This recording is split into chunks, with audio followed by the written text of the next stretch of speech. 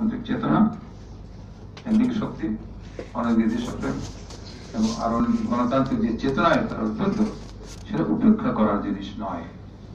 মানে তাদেরই মধ্যে লুকিয়ে আছে, স্বীকার করতে হবে তাদেরই মধ্যে, বিরাট জনগোষ্ঠীর মধ্যে কোথাও না কোথাও লুকিয়ে আছে কিছু উগ্রবাদী মানুষ।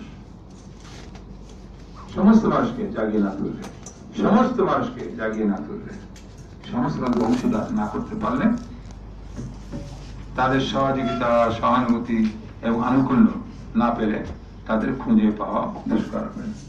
কোথায় তারা লুকিয়ে থাকতে খবর পাওয়া যাবে না। সমস্ত মানুষকে জাগিয়ে না তুললে, তার সহযোগিতা, সহানুভূতি, আনুকূল্য না পেলে তাদের খুঁজে বের করা সম্ভব নয়।